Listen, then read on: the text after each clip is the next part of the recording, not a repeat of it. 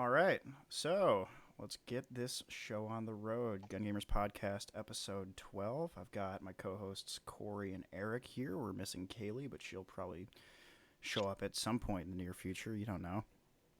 We also have a You very, never know. you never know. We have a very, very special guest tonight. He's a prior service 2nd Battalion Ranger out of JBLM with 5 deployments in support of Operation Enduring Freedom and Operation Iraqi Freedom. He's well known for his cyberbullying of people who pretend to host airsoft events, and he's the arch nemesis of people named John, Freddy, and Bubba. He's a violator of human rights, and he founded and co-owns the only milsim event company in the United States. Ladies and gentlemen, Josh Warren. Hey, what's up, everybody? I hate all your sacred cows. Oh, excellent. That's a fucking excellent way to start this podcast. Are you a sports fan? It's just latent, deviant sexuality you're covering up. Are you a dog owner? Let's not think about what you're doing in private. Do you salute flags at Milsim events? You're not actually going to Milsim events, and you shouldn't be saluting.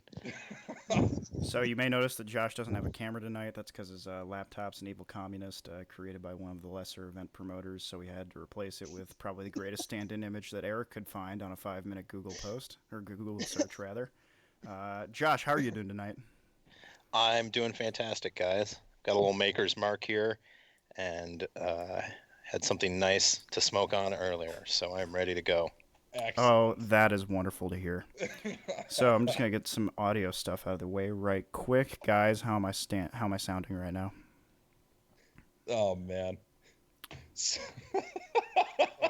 That intro is probably the one of the spiciest intros we've had on this podcast. I love That's the best one I've had so far. it. So, Spicy as fuck. Josh, you've riled up, you've ruffled some feathers recently, mainly on the gear classified. That's because they're bird brains. Oh, god damn it! Get Breaking it? out the- Feathers, bird brains, got them. Yes. Breaking out the we dad got jokes it. already. I see. So, you made a post on Gear Classified's Facebook page, and I actually some made people it were on upset about it. Public- my public yeah. page, but yeah, I shared it to Gear Classifieds just for the people who don't follow me because it gets them too upset. So it was about saluting flags at airsoft events and why that might be really, really fucking cringeworthy. Why don't you expand upon that? Sure, yeah. Let me go into that a little more deeply. Why don't I? So it's definitely strange to split hairs, in something as cringecore as we do as a hobby, but I am totally self-aware as a promoter, so I know what, we're doing. We are simulating military violence. So I think taking it like that one step further to having people salute is just, it's too much, man. It's distasteful. Most people in the military don't want to stand in a formation and have to salute anyway. Letting people do, part of the interesting thing I think is it only seems to happen at like the more casual events. Yeah. And so I think that's really interesting. It's like handing the patch out before. We don't even hand a patch out till the end at a Milsom West event because it's like you got to earn it. And so for me, the whole thing where it's like, if you're a civilian who desperately slobs the knob of every veteran you meet because you feel insecure about never joining, which is like the worst thing, right? Yeah. You don't have to apologize for not joining. It's fine. We need every other job in this economy filled, right? It doesn't make you a man or any of that shit. And it's like for everybody that does that, so they can stand there and put their hand over their heart if they can remember which side their fucking heart's on, next to some crusty fucking vet, typically who, didn't even really serve in combat or anything, standing there, saluting, pretending that they are that. It's the same reason that like really smart, intelligent, intellectual, educated guys like Josh McNeil of Milwaukee Custom Kydex are able to understand the veteran experience because they've spent so much time standing next to veterans pretending to salute the flag while not going to hardcore games. So it's like, it's really for the people who want cathartic entertainment. They want to feel like a fucking war hero. They don't understand really the gravity of what it means to have to do that. But I'm also the kind of person that like I don't like put my hand, I'll put my hand over my heart at a baseball game, but I'm not going to salute. Like, I'm not in the proper uniform. I don't meet the Ranger PT standards anymore, so I'm not going to identify myself with, you know what I mean? Like, I don't even wear Ranger PTs all the time because, I'm too fat. Like, I don't want to make Ranger Regiment look bad like that. I'm very much one of those veterans that, I struggle to leave behind that identity, and so it's important to me not to wear the Ranger T-shirt, not to have the bumper sticker, the hat, the fucking KIA bracelet. It's like, do you think that I need a bracelet to remind me of my friends? I don't. I'm not going to forget that. So it's kind of the same for me. And personally, in my experience, and now I know like it's too much for me to have a personal opinion and a large audience to speak to for some people. I understand that. Oh, Uh-oh. Did we lose him? I don't think we lost Oh. him. Oh, you guys still got me? Yeah, we got Yeah, you. yeah. You Okay. cut off like real quick. Oh, sorry about that. Okay, so basically, in my opinion, it's just distasteful. It's something so serious to be associated with something so silly. Um, and granted, it is something silly, and I am kind of splitting hairs here aesthetically, but maybe that's why I run the best fucking Milsim event company, is because I understand the subtle differences between making everybody feel good and actually challenging people in their entertainment. So it does have to do with that, but it also, just like for me, like I said, in my experience, most of the times that I saluted the flag in a formal way, like people had died. Yeah. Because in regiment, you don't do a lot of formal ceremony where you like salute in the morning. You know what I mean? You're usually done with PT, trying to get to breakfast by the time everyone else is waking up. If you're lucky, you're either at the range or gone for the day by the time that the colors are being put away. So it's like, you don't really do that big army shit. So in my perspective, it's kind of like, I'm not trying to have I'm not trying to let people think that they're going to be able to understand or be part of that. It's just a lie. Now maybe if you want to go out there and hump a rock and you want to get cold and you want to get tired and you want to go real hard for 40 hours, then you can get a patch at the end and you can even tell me what you hated about it. And I think that's better than us pretending that it's about patriotism, because nothing about the hobby is like I don't airsoft because I'm patriotic.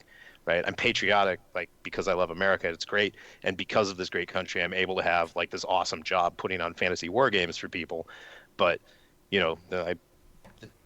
that's not. You see what I'm saying? Yeah. I mean, I'm one of those people that like I don't know why we're saluting the flag at a baseball game anyway. I can kind of understand it just because like there are certain objective international sports and you want to give those athletes and everybody there like we're showing but it's not individual nationalism. It's like we're all just being proud of our countries as we compete. Yeah. Right, exactly. But airsoft is not a sport. It's a hobby. You are not marked. Yeah. Right. That's a hot take for some people, though. I know that's a hot That is take a for hot some take. people. I Yeah. know, but it's like if you want to be best if you want to be the best at gunfighting, there are ways you can go do that. And like playing airsoft is not one of them. Yeah. Now it's funny because I'm in the company of like everyone in here right now is a veteran except for me. But you're jacked, things... so that's basically the same. Yeah, you're swole as fuck, dude. Yeah, you might as well be a fucking away with ranger. starting a coffee company and claiming whatever I want. But what always weirds me out about when I see people trying to make airsoft about honoring the troops is a lot of those people reek of insecurity in their hobby. Like they feel like they need to justify the fact that they spend all this money on this toy gun game, where I'm like, dude, no one cares. And anyone who does care isn't worth caring about. Like you don't need to justify to anybody why you're into what you're into, unless like you're in court because you're into fucking animals or something. But like you don't need to make it about this grander thing that, like, to me, airsoft is a video game in real life, and we don't, do the Pledge of Allegiance before rounds of Call of Duty. No, exactly. Like nobody logs onto the server and then it's like, all right, everybody, let's just have a moment of silence for the heroes. Go ahead and salute from the comfort of your chair, adjust your headset. That's patently ridiculous. We wouldn't wave a flag, say the Pledge of Allegiance, and watch a bunch of fat middle-aged furries fuck each other either. Like it's just distasteful. That's a phenomenal take. I mean, I'm gonna 100% agree with you on that, because when the flag warrants saluting at whether it's somebody died and you're sending them off or whatever, it's sort of like a holy thing. It's a sacred thing, and doing it at an airsoft game kind of feels like you're fucking wasting it. Honestly, it's that's stupid. how it feels to me. That's why when people say, "Oh, well, see, half the people that read my post are too stupid to read anyway," so they think that I'm just saying that like being patriotic and honoring the flag is dumb, because they're just, why do man no stand up for the flag? They're like idiots. I'm not snowflakes. I'm not so easily triggered. Why football man no stand? Yeah. Oh God, bring Kaepernick into this. I'm gonna. Oh God, I'm warm and fuzzy inside right now. At the end of the day, the guy has a First Amendment right to do whatever the fuck he wants. The NFL is a private institution. No matter how patriotic people feel about their latent homosexuality that they're covering up by being a football fan. I mean, let's be real. God. Come on, why do they got to wear the tight shorts and the shoulder pads? Go Bills. Come on, come on. Go Bills. You know what I mean? It's like it doesn't even make sense. It's like Dr. Dre. Why is he a doctor?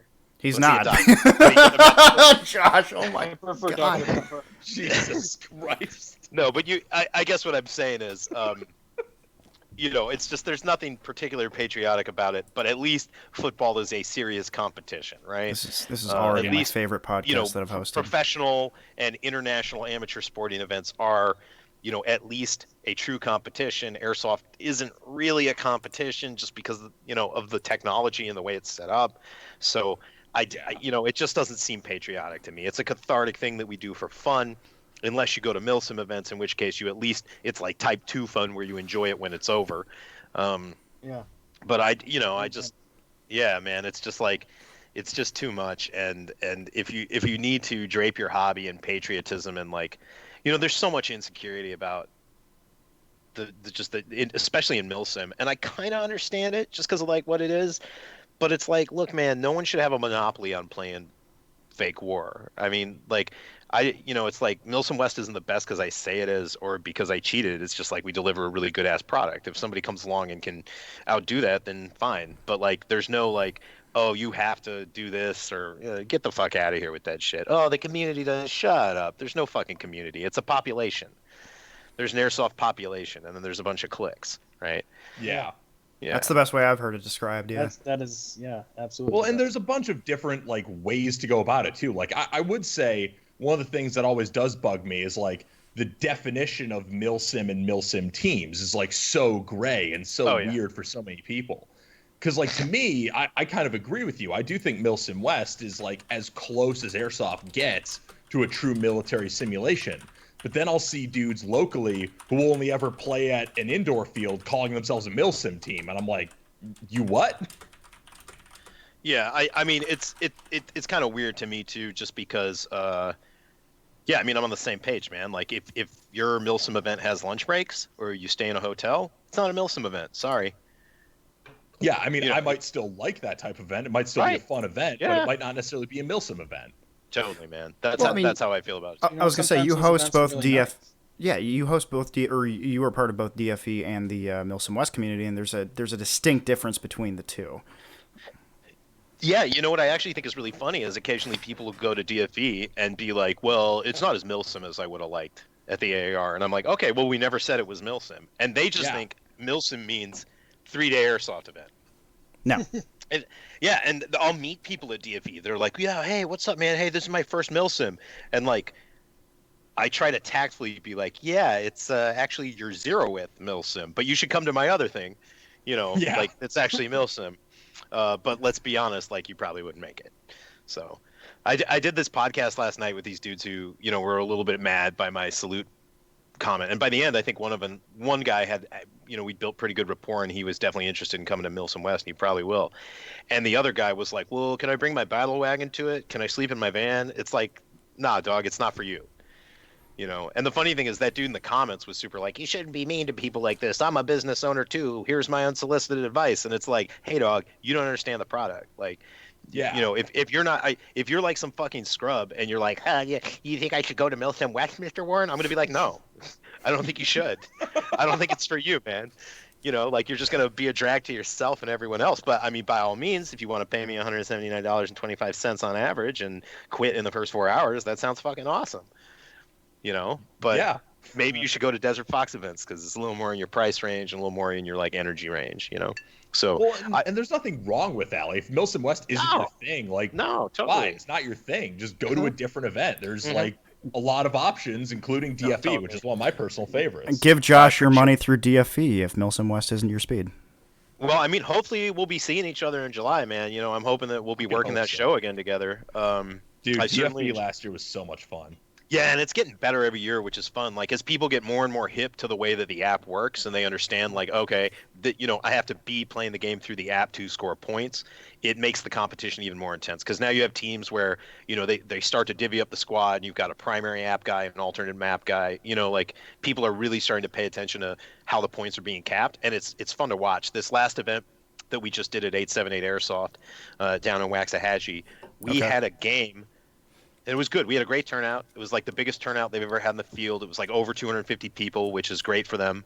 And we had there was like the second match of the game was like a 5,000 ticket match, which could last 4 or 5 hours, and the lead switched like 8 fucking times, like 8 times, like it was outrageous. It was down to the wire. Oh, it was like it was like red team went all the way up and took all the points, then blue team came back and took all the points, and then they were just fighting over like one tipping point right up until the tickets bled. It was crazy. Yeah, so I'm thinking at EMR when we finally get back there, whether it's in July or whatever it is, it's going to be even more intense than in previous years. Well, that was something I was proud of last year because apparently the year before, ERT or not ERT, TSS got fucking stomped on. Yeah, and last year it was a bit of a tighter competition. I was pretty proud of that because we were facing a super organized, super well put together team. Obviously, no, definitely. Sometimes Paul, you just have to be drunk, and then you win. Well, I think it was a real good GMR versus Gun Gamers essentially as the core player groups there worked out as the exact. It's a good fair competition. You know what I mean? Like that is a fair competition. Whereas I think the year previous it was like GMR versus Jet. And that's not fair to Jet just because like he's out there trying to do a bunch of things, host the game, make his videos. He doesn't necessarily have the bandwidth to like, command and control everybody at the same time. And I think we definitely hit the sweet spot there. And I'm looking forward to it this year. Even though, I mean, I guess transitioning into another topic, even though we're not sure, if that's happening, when that's happening.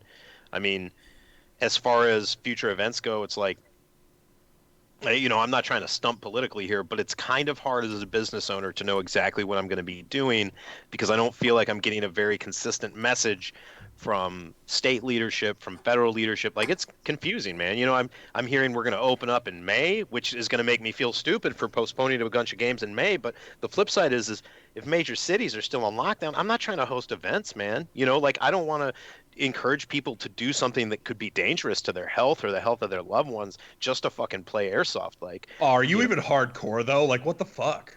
Well, no, and to be fair, Can someone clip that real quick and just like post that on all major social media channels because that's the fucking message that we need to hear in regards to coronavirus. Yeah. It is, man. It's like, come on, guys. How fucking hard is it to stay home? I mean, from what I can tell, the government's pushing out a lot of assistance to everyone. Now, I understand there's larger macroeconomic problems with that, but not, I would say they're almost like sort of new problems because we've never quite had a global economy like this before. So, whatever kind of comparisons you want to draw to 1918 and the Great Depression, it's like that may not be applicable because of the speed at which we communicate and do business these days. So who knows, right? None of us really know the answer. Well, and I think that's the most frustrating thing. Like, not to delve too much into my personal life on here, but, I am behind the scenes on 2 major businesses, and I gotta tell you, I'm with you that the lack of communication and the unclear communication is one of my biggest frustrations right now because we don't know what to expect when and what the deal is. Exactly, because it's like, the governor of my state may tell me, or the governor of a state I'm hosting in may say it's okay to host an event, but then, the public health data is telling me something else. The White House is saying something else entirely. Congressional leadership is on some other trip. I mean, I personally, it's a little disappointing as a patriotic person, like. I would have hoped that and I'm not one of those never Trumper people. I don't really have a dog in that fight. I laughed pretty hard when he won the election because my dad had bet me a smug amount of money that Hillary Clinton was going to win.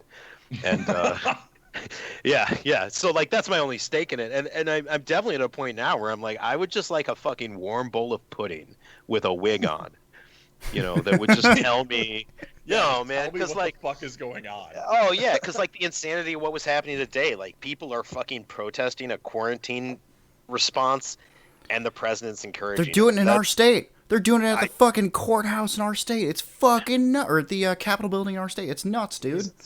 Yeah, it just seems a little crazy to me. Like, well, because Cuomo is trying to, because our state is New York. Cuomo is trying to like drip feed information, and he just extended the lockdown to May 15th, like yesterday or 2 days ago. And so we're, getting like kind of weekly or bi-weekly updates, but that's not super helpful for people to try to project their years. No, it's not. and we don't really know what's going to happen. I mean, I do know what is most important is people's lives and not my company. So as far as I mean, Brian and I are Josh again. Uh-oh. No. Am I still here, guys? Yeah, we got you. Okay. Okay. You guys got me? Yeah, Yes. yeah, we're good. Okay, cool. Charlie. Yeah. Oh, geez, you're giving me flashbacks, bro. I'm gonna need some free airsoft. I'm gonna need someone to give me free entry to an airsoft game and drive me there and let me look at their action tracker tank that no one wants to sit in because it's embarrassing. Can you just do an event in my backyard? Hey, so what if I wanted to drive my bus to the game and sneak in? I have No, the dog, it's important question everyone wants answered. What about skydiving into an airsoft game? God fucking damn it, Eric.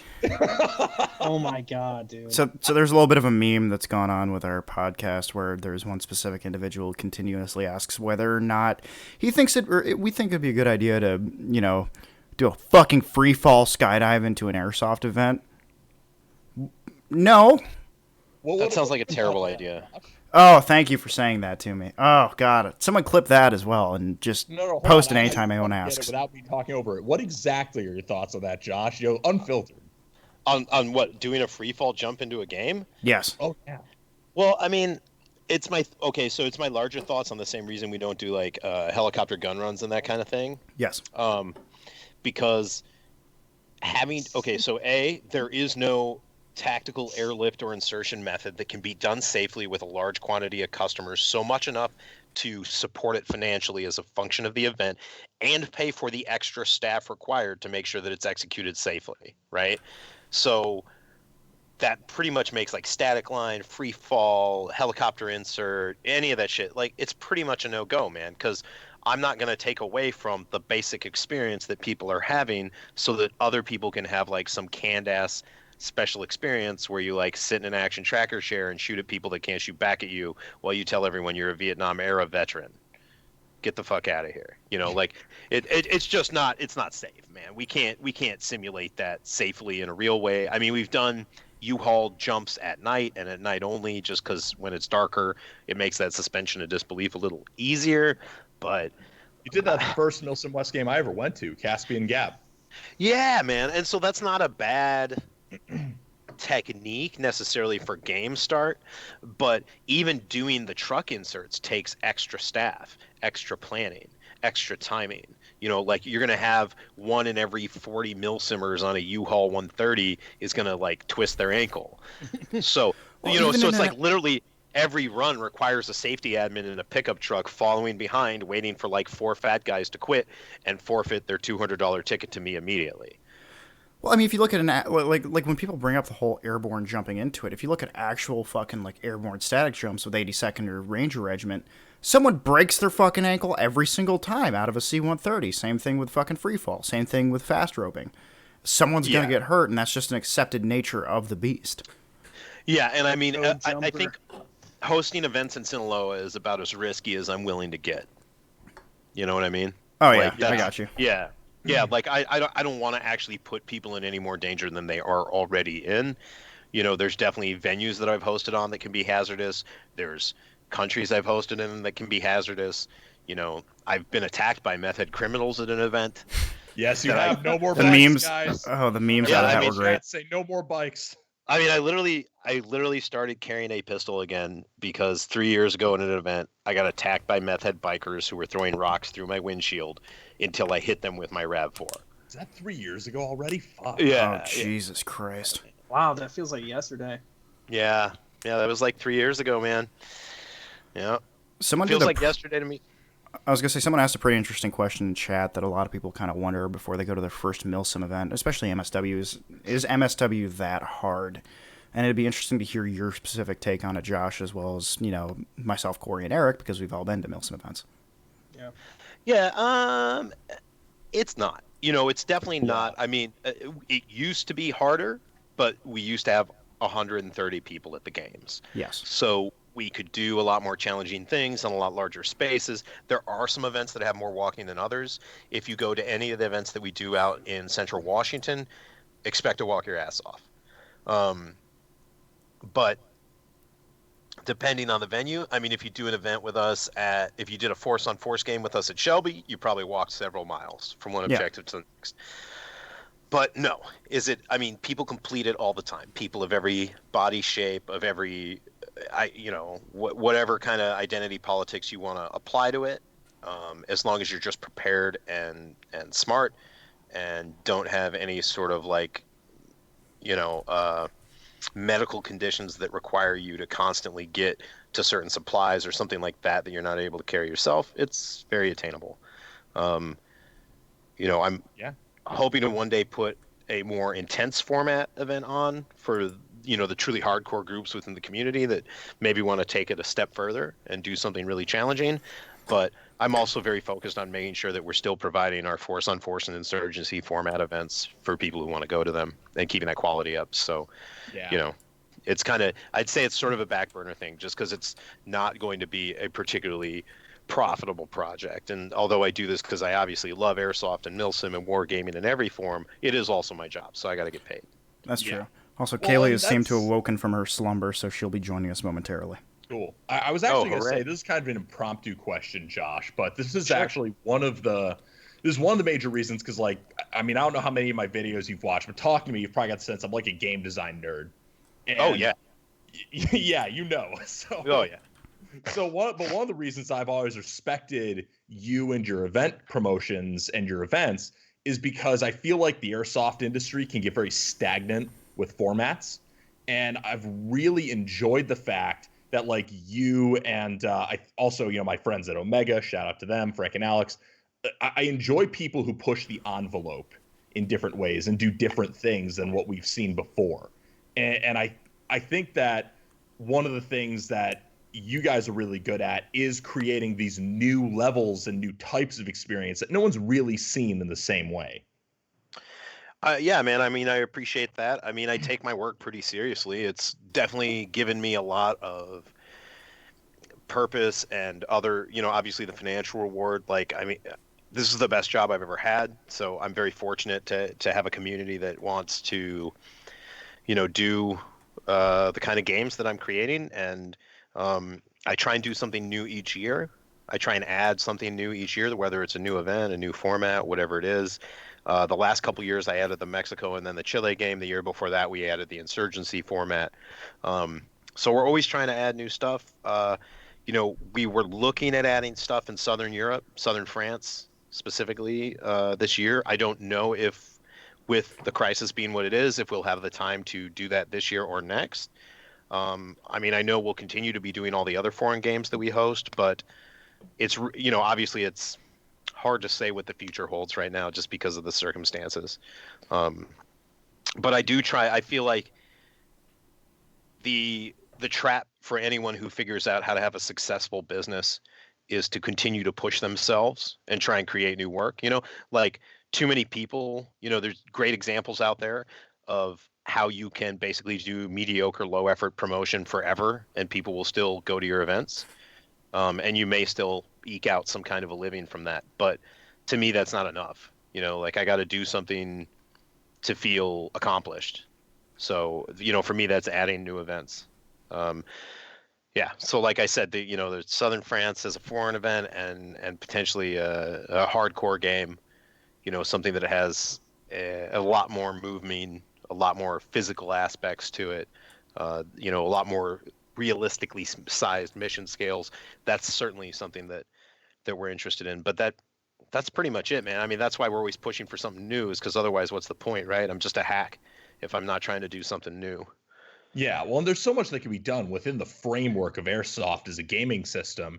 And I mean, Milsim West is really more of just a Milsim event that happens to use airsoft as its primary tool. Totally. But actually, it's interesting you brought up Omega Productions because I really like Frank. I think he's a great dude and very creative guy.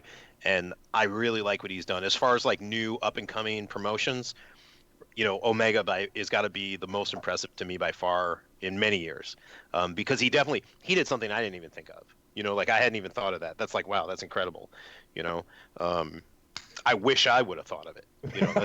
No, it is. I mean, it's a good idea, man. Like, those kind of games are very popular, at least in the computer gaming space, and the fact that he's figured out how to do it and do it well, is awesome. And I'm excited to see him do it because I do talk to Frank, every now and then. And I was excited. He had talked to me about it before he went and pulled the trigger, and I'm pleased to see where it's been going, because it definitely is something interesting, something different. Something, I can truly say it's something no one's offering, even me. And you guys know what an egomaniac I am, so. Oh yeah, Yeah. I've seen your Facebook. I know exactly what you're I'm talking gonna about. put that on the box art for Omega Productions. Something no one's seen. Josh Warren. No, I'd really like to get to one too, because I try to go to at least. Say we should get you out to one. Yeah, I mean, I try to go to a couple other promotions a year, just to show my face in the community, to support other producers, see what other people are doing, see what I like, see what I don't like. I think something people forget whenever they like to talk a lot of shit about what a fucking big meanie I am. I'm probably one of the only event promoters that has actually played in someone else's game. I know a few other people maybe do it, but I've been to AMS games, I've been to Mir games. I've been to even just crazy bullshit local games that from promotions that no one's ever heard of or that are out of business now. And Omega's definitely if I was going to go to something, it'd probably be that. Well, that's excellent to hear. Just a stroke. That's excellent to hear. Just to stroke the Gun Gamers ego, because we fucking love Omega up in here. So. Yeah, well, I think they do really good shit, and I would play along. That sounds fun to me because it's not like anything I produce. So I'm convinced, and it's certainly not something that anyone can produce. So it's cool to see those guys find their niche. Well, I mean, there have been people special type of staff and player to do that. I was gonna say there have been people who tried to replicate it, but Frank and Alex's special sauce is something you can't really replicate. Just in terms of their game format, it's fucking phenomenal. Well, and Frank has a lot of experience, man. He has a lot of really good experience working with AMS for a long time. I know he's been really crucial to their operation, and he's definitely one of those guys who has that natural leadership ability, right? And didn't get it from the military, and it doesn't matter. That's not relevant at all. Mm-hmm. So because locally to us, he's been super crucial to the Buffalo scene forever. He ran one of the biggest, most renowned fields in Buffalo for years, for a long fucking time. Right. If it's if you're in airsoft in Western New York, Frank. Yep. Oh yeah. Yeah. If you don't know Frank, then you're a scrub, and your opinion doesn't count. Yeah. Absolutely. Yeah. If you're in Western New York and you don't go to Frank games, you're a fucking loser. You heard it here first. I don't think I've ever had another airsofter be as hard on me as Frank has, and in the nicest way. He's made me such a better person because I'll be honest with you guys, I'm pretty fucking stupid. So Frank definitely has helped me out a lot and pointed me in the right direction, and he's never afraid to be like, hey dude, what are you doing? Figure your shit out. So I really appreciate that about him, and he's just a good person, and he's fun to be around, and he's hardcore. He's just hardcore as fuck. I love it. Yeah. Hey, so I just want to address one thing I saw in the comments here. Ooh. Yeah. So Joseph M said, I heard Josh Warren accepts handies for MREs during games. And so I want to let Joseph M know a couple really important things. One, I don't accept handies from anyone because that's against my sexuality. To be honest, if you like blowjobs, if you like anal sex, if you let your girl jerk you off with her hand, you're probably gay, dude. You're probably gay, okay? Men have mouths. Men have hands. Men have assholes. If you do anything other than have sex with a vagina, you're probably gay. So, and that notwithstanding, that's completely ridiculous because I would never, ever, ever do anything for an MRE. I stopped eating MREs at MSW events years ago. I would get to the end of the event and find every MRE opened and one sad bite taken out of everything and then the whole thing put back. No, yeah, I couldn't do it anymore because Ranger School and my Winter Strike deployment literally broke me on MREs. Ranger School didn't quite do it, but on the Winter Strike deployment before we started so TLDR, Winter Strike was a 60+ day. It was longer than Ranger School. And all of 2nd Ranger Battalion just fucking walked around in the mountains of Afghanistan doing fuck all for 2.5 months in the fucking winter. Oh, every village we God. rolled into, we come walking out of the snow. We're like, any Taliban here? They're like, haha, no, come back in the spring. Would you like to buy cigarette? Like, nobody wanted to fuck with us. It was like The fighting 2002, season is spring to 2003. fall for a reason. Yeah, like literally the hardest part about it was walking around in the snow and getting like 1 MRE a day, right? That was the worst part.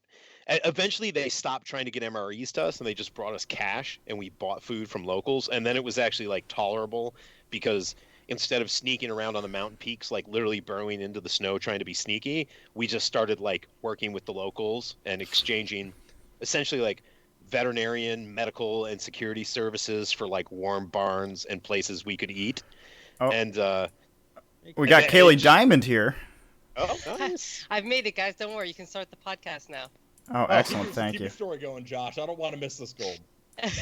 Oh no, I mean that's it. It just broke me, man. Like when you're looking forward to eating an MRE for like 23 hours, you're just like, oh man, I can't wait to taste that succulent chili mac. I can already taste the fortifying vitamin powder they've smashed inside the tomatoes. Funny. I think my funniest interaction with you before I really knew you, Josh, was when I was. What fucking event was it? I want to say it was Caspian Breakout before you had us. I think we were originally signed up as NATO for Breakout, and you switched us to Militia. And during the message thread about that, you were telling me. Before we switched to Militia, yeah, I usually keep a fucking lobster tail in my jet boil. If you kill me, I'll let you take it off me. Yeah, I'm big into backcountry camping and like backpacking as well. And I'm super about like I make my own MREs out of ingredients from the grocery store because I just refuse. I can't. Oh, dude, that fortifying vitamin powder is gonna make me shit my pants. Holy fuck! Also, we might have lost Josh there for a second. Uh-oh. I think I'm back. Am I back? Oh, there he is. There we go. We got you. Oh, hello there. Hey. Yeah, I'm not.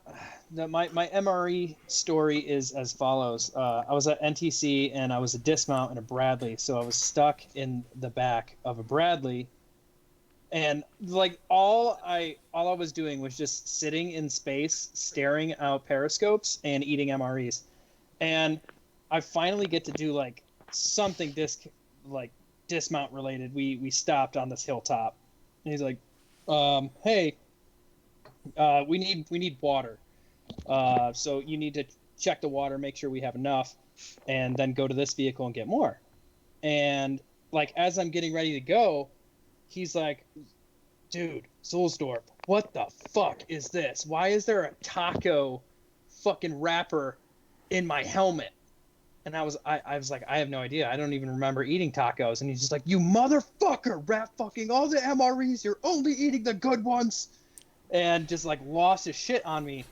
And he's like, go get the fucking shit. So like I take the, we're in mop 4. And I take the water jugs and the jerry cans. And I go and I'm like walking. And I have my M4 on like a single point sling. Worst mistake of my life. I get the full cans, and I'm walking them back, and I have to cross this wadi to get back up. Oh, and waddies.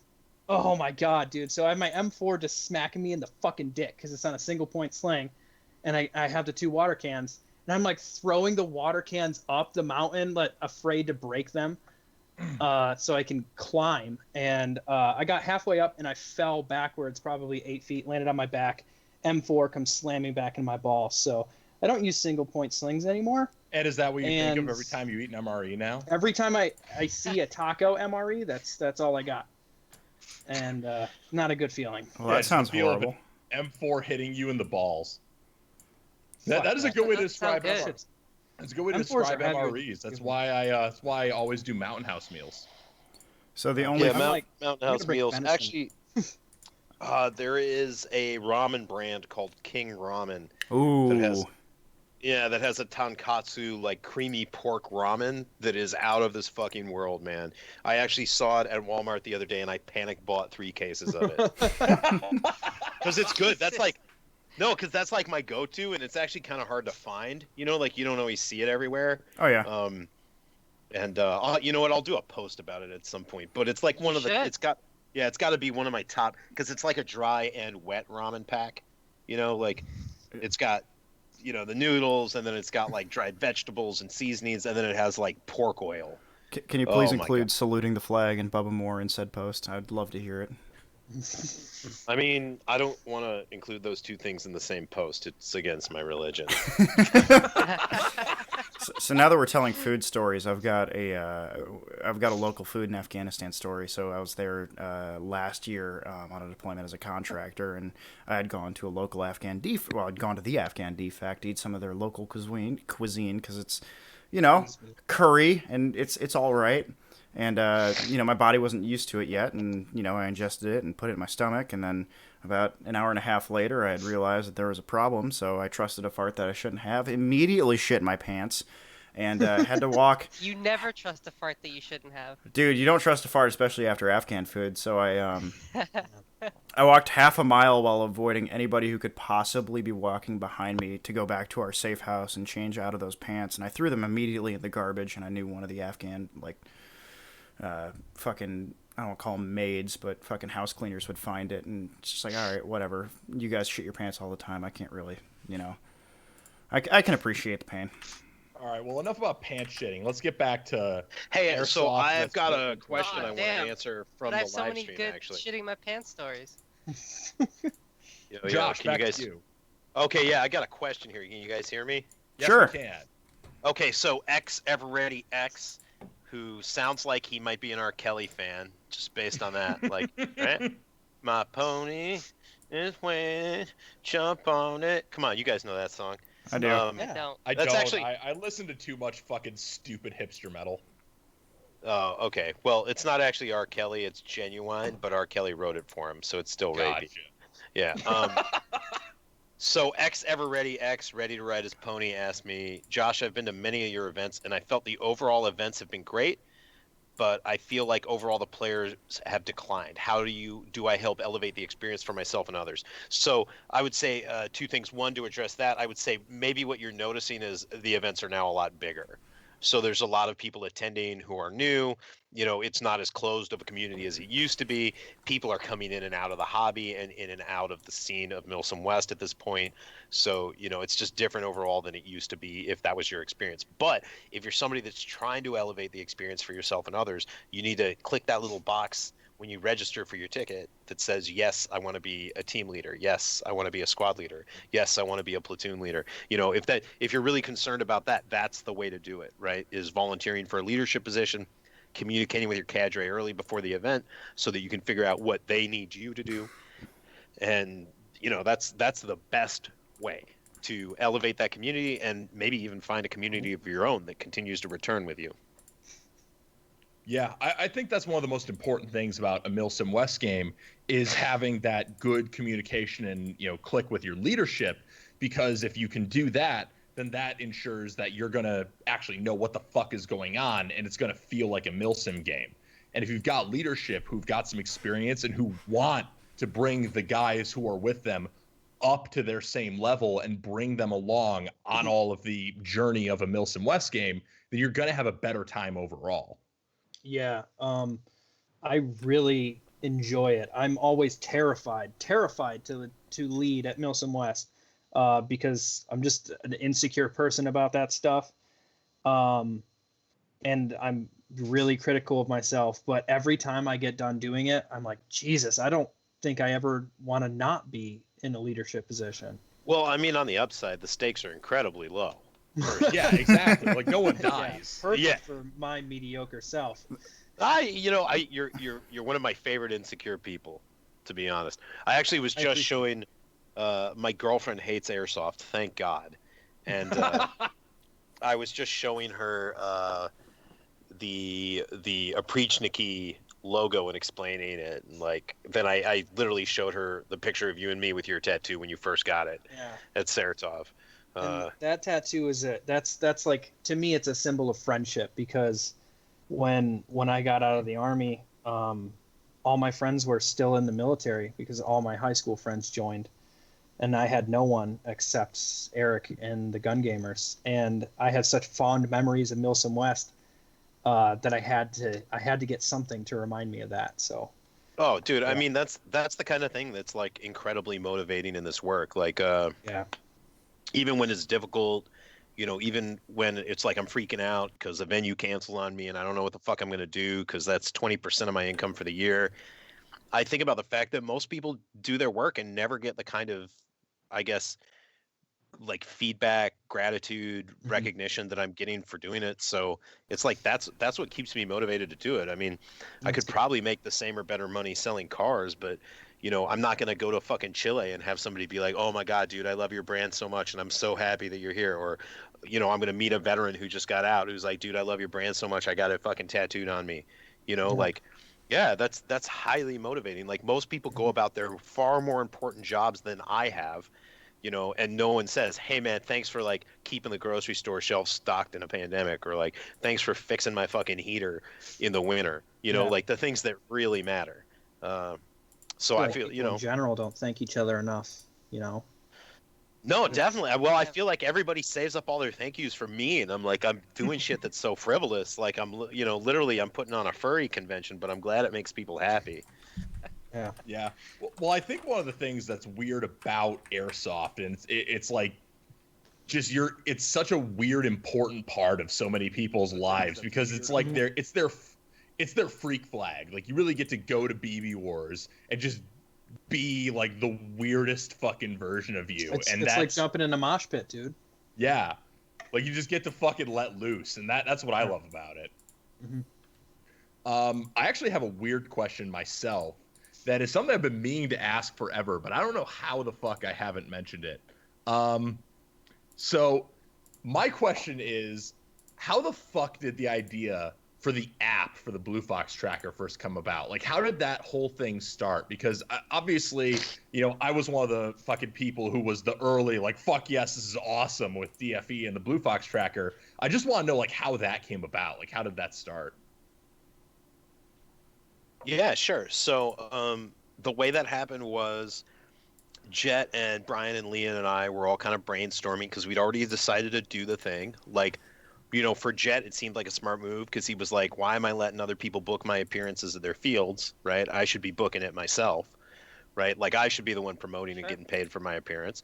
And Brian and I are over here like, how are we the top fucking ticket seller with a niche product, right? Like, if we're the top ticket seller with a niche product, why aren't we even trying to compete in the casual? Like why we should be competing in the casual market too, right? Like, I mean, people say I'm competitive, but it's like, look, man, I'm a businessman. I want 100% of those sales. I'm going to get 100%. I'll take whatever I get, but I'm shooting for 100%. And so, it's like if I'm getting 100% of the niche market, why shouldn't I at least be competing in the casual market? So we're discussing what are we going to do with this brand? What's going to make it special? How are we going to do it? And we're all talking about different game methods and ways to make the gameplay better. And my brother, Jacob Warren, goes by Jacob Liveshits on Facebook. He was sitting in the room, and his company that he managed, had an app team. They basically they do corporate events. So like, my brother has a real job. Like some of his clients would include like the NFL, NBC, the Okay. Democratic National Convention, that sort of Dope. shit. Yeah, and he's sitting there listening to the conversation. He's like, "Well, why don't you just get a fucking app, bro? You know, I'll just have Mike and the boys cook you up something." I'm like, "Well, I don't have like $100,000 to, you know, develop an app." And he's like, "Oh no, I have him do it government work for you." Which is like code at his work for like an employee or a friend has a side project, and we'll crank it out at cost for you. And so he hooked me up with this spectacular app team. They're called Mosian Interactive. Mike Habercorn is the guy in charge of it, and they have been awesome. They've basically done the project for us at 10% of what it probably would have cost us. Damn. Yeah, That's yeah. lucky as hell. Yeah, no, I mean, I've talked to a bunch of people who work in the like in UXO design and things, or user experience design and app development and shit like that. And when they're like, "Well, I don't know, how much are you paying?" and I tell them, they're like, "Oh fuck, stick with those guys. That's incredible." I mean, from everything I hear, it sounds like we're getting it for about a tenth of the cost. So they're just great dudes, and they really like the project. They've been doing it with us for 3 years now. We've gone through a couple different versions, but literally the inception is my brother, who looks like a taller, better looking, funnier version of me, just was I don't like, know about funnier. Yeah, I doubt that. "Oh no, you haven't met my brother." Yeah, Jacob is. I actually wish I could have Jacob pretend to be me at like public appearances because he As looks a a lot. double. Well, he looks a lot like me, and he's taller. You know what I mean? And people see. always like whenever I get people fucking butt triggered on the internet, they always try and go right to that Napoleon insult where I'm like, "Oh, you mean the guy that conquered half the fucking known world? Yeah, sure. Yeah, what an insult, loser." Yeah. He was like 5'8". He was normal height. Yeah, he was pretty much normal height. So He was exceptionally average. 5'8's normal height if you're not a fucking mongoloid. Yeah, I mean, Eric, I'm you're a five- refrigerator Not of a Eric. human being. Shut up, Eric. I mean, for reference, I'm 5'7", so. So calling you Napoleon's an upgrade. There you go. Yeah, well, I mean, according to Bubba Moore, Napoleon didn't go to Ranger School and get graded by Bubba Moore for the exactly 5 months he was a grader there. So, he ain't shit. Oh God. Keep Napoleon it going, ain't Josh. shit. I like to hear it. I just like to hear FYI. this. It's the Alexander, clicks. not shit. Field Marshal Zhukov, not shit. Ho Chi Minh, not shit. Shall I go on? George Washington, also not shit. Jesus was a Robert E. ranger, Lee, though. not shit. Didn't go to Ranger School. Didn't get graded by Bubba Moore. What a fucking... Well, anyone associated with the Confederacy wasn't shit. That's true. Yeah, I mean, sadly, they definitely had some good field generals, and they certainly had a better militia system because they were worried about black people killing them all, with good reason, of course. Nobody in the North was like, we got to have a militia because they're going to rise up and kill us because they weren't owning fucking slaves. It's not that hard to figure out. Yeah, just a call out to anyone in the chat. If you support the Confederacy, how's it feel to wave the losers flag? Yeah, and you know what I think is so funny is It's 150 years of failure. yeah, it's like ignorant assholes in England don't fucking wave the royalist flag or whatever. You know what I mean? Like no one in England is pissed off that the Tudors didn't that the Tudors won the War of the Roses and flying the House of York flag or any bullshit like that. You don't see a bunch of French people being like, "Well, Carloman was the better brother than Charlemagne." No, this is fucking laughable. And so I don't understand. I noticed there was that let us out of our houses protest in Michigan today with a bunch of people flying Confederate flags, which is fucking ironic because it's Michigan. Yeah, you're in the North, motherfucker. Yeah. Yeah, and I saw him and I was like, Waves of Union soldiers. yeah, and I saw him waving that flag and I was like, well, that's appropriate because you're big fucking losers too. This is the best podcast I've hosted so far. This is What's your- fucking What's awesome. your opinion on people wearing the Confederate flag at airsoft? Oh my It's God. fucking horrible, man. You might as well fly the fucking Nazi flag, bro. It's like, look, it was the Nazi flag, the flag of Germany for 4 years. It absolutely was. It actually makes more sense to fly the Nazi flag as a German. Because it wasn't even like that was an offshoot. That was the official German government that they all took part in. They voted. Hitler got fucking voted in, man. He didn't have to form some crazy racist German sub-state. They all just went with it because no one really liked Jews that much. It's not hard to figure out, right? Whereas the Confederacy is actually this they couldn't even convince everybody that slavery was cool, right? It was only half the Ultimate country. participation award.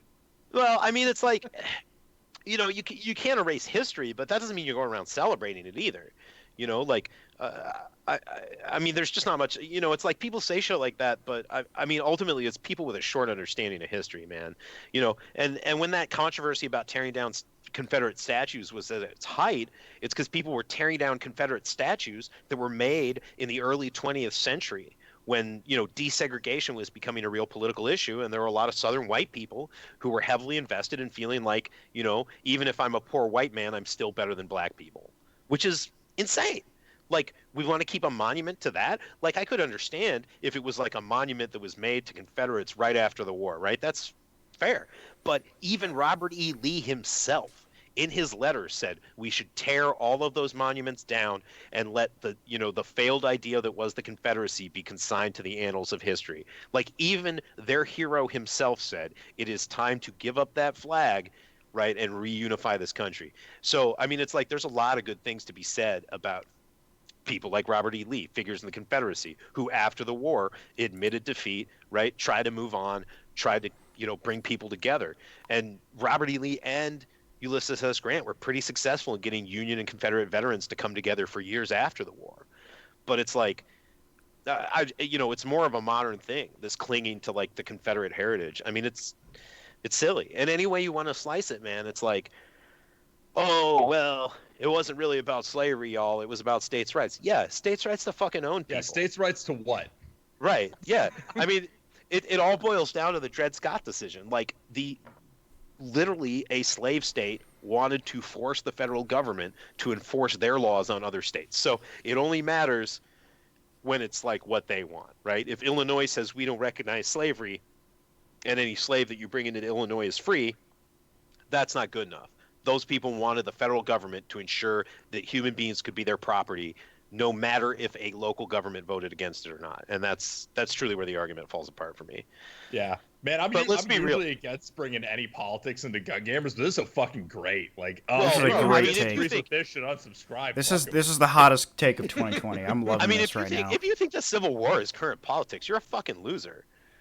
Like it's I'm over, with this. man. This is down. Yeah, This is and like great. a lot of really, a lot of people gave their lives for that issue. It's been settled. 600 mean? and something thousand people died. Like it's Right. over. More than How many people coronavirus, are bro. What's the champions? big deal? What's the big deal? Didn't kill as many people as the Civil It's War. just I don't know a what you- float. For God's sakes. All right. it's- We didn't shut the country down after Gettysburg. I don't get it. So, All right, so we're getting way off topic. Yeah, In for great real. ways. But Ian, do you have any other questions you wanted to ask? well, I was Oh, gonna let me say, Let me see what the scrubs are saying in the chat. I guess it's Somebody Josh's said podcast now. MSW Civil No, War event. Can we go have for that it, but- happen? Well, I was gonna say, Civil War event? you mentioned this earlier specifically that so you've been successful. Oh shit, you've been successful over the past few years expanding MSW across the U.S. And even places south of the border, like you said, Sinaloa, into places like Chile. Do you have? And you mentioned earlier that you had plans of expanding into Europe as well. Do you have any plans of expanding into Canada as well, or is that something that's off the radar right now?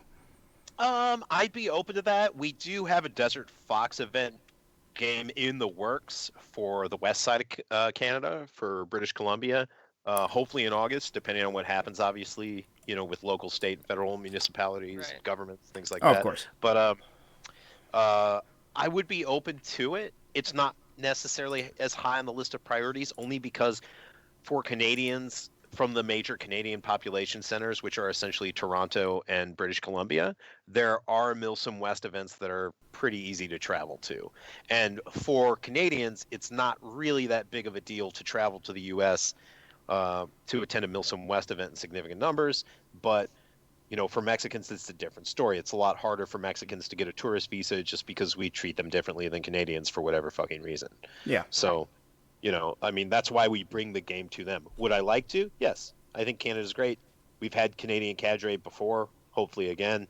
I know there's a lot of Canadians that come down for our games. It's really just a matter of, finding the right venue and making it work time-wise. But yeah, it's something I'm really interested in. Sick. Okay, so speaking of cadre, one of the keys to Milsom West's success, and one thing that I think separates it from every other fucking Milsom event that is illegitimate compared to Milsom West, is your cadre and the quality of said cadre. What makes a good cadre member in your eyes? Yeah, so I think a lot of people think that it has to do with, like, whether you were in some badass unit and have some cool fucking pedigree. But for me, what it actually has to do with is, like, do you like the game? Do you present a good image of what military service means? Do you understand the principles of patrolling, at least like troop leading procedures, how to give a 5-point order, how to give people a task and purpose? Do you understand how customer service works in this unique environment where we're not necessarily accommodating the customer, but we still are trying to give them what they want? And do you have a sense of creativity for the game?